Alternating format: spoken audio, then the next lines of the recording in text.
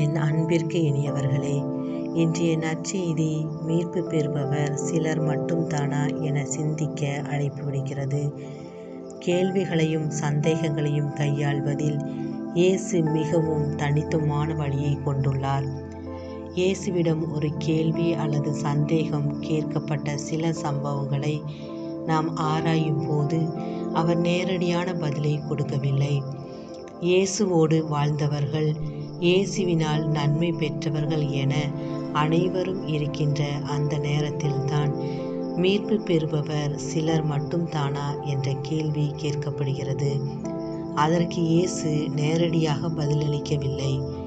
அதற்கு பதிலாக இடுக்கமான வாயில் வழியாக நுழைய விடாமுயற்சியோடு போராட வேண்டும் என்றும், ரட்சிப்பு என்பது ஒரு குறிப்பிட்ட குழுவினருக்கானது அல்ல, மாறாக அதில் நுழைய முயற்சிக்கும் அனைவருக்கும் உரியது என்றும் வலியுறுத்துகிறார்.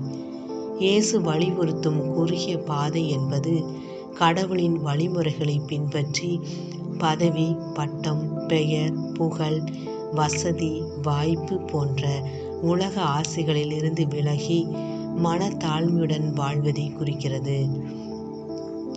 மேலும் மீட்கப்படுபவர் ஒரு சிலர் மட்டும் தானா என்பதை விட ஒவ்வொருவனும் மீட்கப்படுவானா என்று சிந்திக்க வேண்டும்.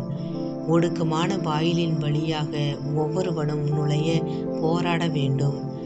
முடிவில்லா வாழ்வை அடைவது சுலபமான காரியம் அன்று.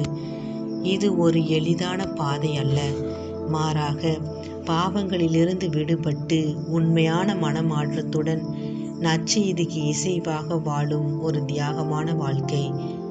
இந்த வாழ்க்கையில் நாம் சடங்கிற்காக, சமுதாயத்திற்காக, கடமைக்காக காலத்தை நகர்த்தி கொண்டிருக்கிறோம்.